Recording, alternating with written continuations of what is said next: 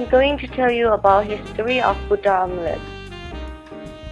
Buddhism was found in the country of India and formed there with the help of King Asoka pressure in it traveled all over the South and Far East.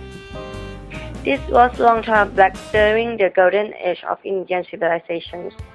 The religion was started as a way of life and anti to the strict and exclusiveness of the Hindu religions. The sense of the future of the religions was Lord Buddha, who was a prince in Tata at one time. He was inquisitive to know the life beyond his palace, and hence left one day the search of enlightenment.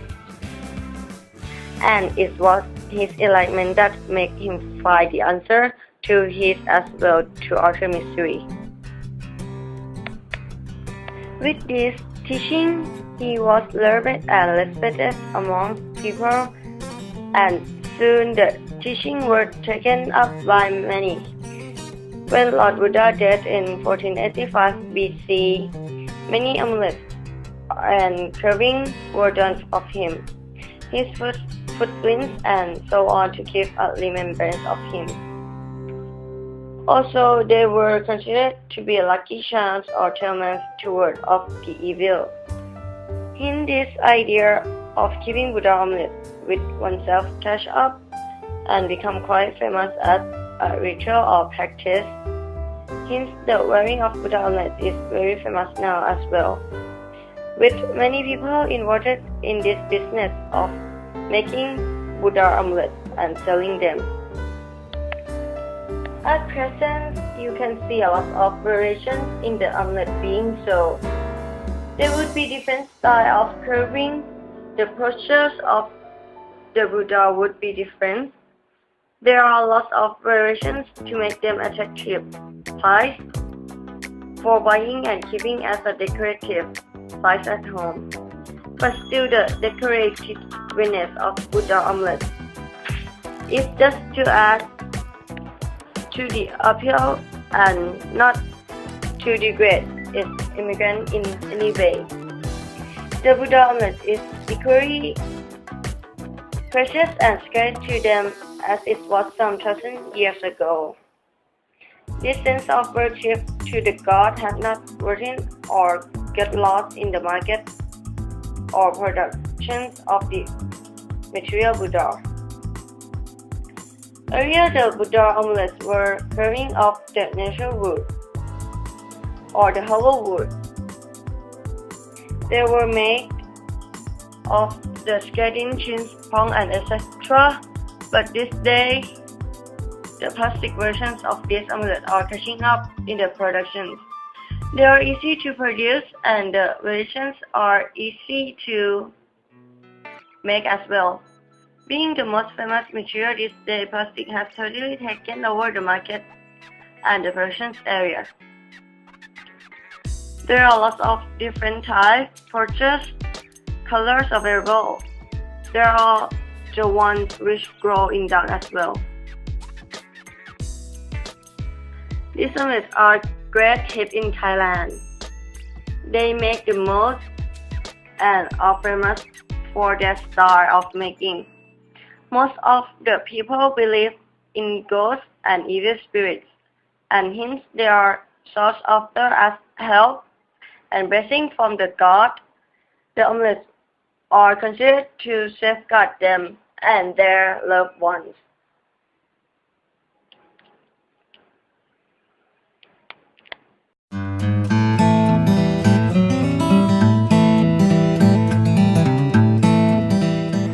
Okay, welcome to our show. Now we are at Kam, as you know, it's the biggest and largest amulet market. Let's see what they have. As you can see now today, the amulet market in Thailand was quite large and developed quite fast because of a lot of money was involved with this market. In Thailand, there are many amulet markets, for example, Thapajan, Phatip, and Wat Ranada and Wat Mahathai. But the largest and the most famous amulet market would be Thapajan.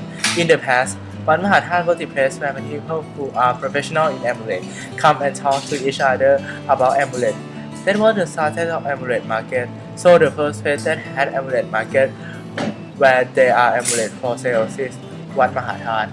Then one day Wat Mahathat closed the Amulet Market because they decided it would not be appropriate to have Amulet Market in the temples. So the Amulet Market had to move from Wat Mahathat to a new place. That was Thapajan, which now today become the biggest amulet market in Thailand. Moreover, when the amulet market became larger, the amulet market was not just a store, but it became a part of people's life as a job. In the amulet market, the price of the amulet will depend on four factors. First and foremost, the first factor would be the material that used to make them, or the material they used to make this amulet. Secondly, the next factor that would influence the price of the amulet is the need of people for the amulet. For example, if the amulet had been deserved by many people, the price would be very high. Furthermore, the needs of people for the amulet usually depend on the storyteller from people to people, from generation to generation, about how holy it was or story about it make a miracle to help a people who wear it. Next, the third factor that increased the price of amulet will be a monk who make it. If he was a famous monk, the price of the amulet will be very high. And the last but not least, the four factors that make the price of the amulet become very expensive is how rare it is and what is the purpose of making this amulet. Now let's talk about the consumers or people who buy the amulet. First, I want to classify these people into four groups, depending on their purpose of buying the amulet. The first group is the people who buy amulet because they believe that it was holy and believe that it can make them rich or make them lucky. Most of these purposes come from the old stories or from another people told them. Moreover, nowadays we can find that a lot of amulets were made with the purpose of making the people who buy it become rich or lucky. For example, Pajatukham Ramathev that has been divided into many kinds. For example, one that make you rich or one that make you lucky. But did it really make people rich? Can we be sure that it will make us rich? That still be a question that many people can't answer. Next, the second group that I want to talk about is the people who buy amulet with the purpose of art or hobbies. The next group that I want to talk about is the people who buy the amulet because of their histories, or we can say that they buy it because of historical purpose. For instance, some amulet was very valuable to the historian and archaeologists because it contains some historical evidence like the story of it that had been carved on the amulet so that people in the next generation will know the stories. The last but not least group that I want to talk about is the people who buy amulet with the purpose of marketing, or we can say for profits. This group of people will try to buy the amulet in very cheap price by saying that it was not a good amulet or not a famous amulet, but actually it was a very good and famous amulet. Then they will buy it very cheap price and sell it in very expensive price. This is how the most amulet market works nowadays.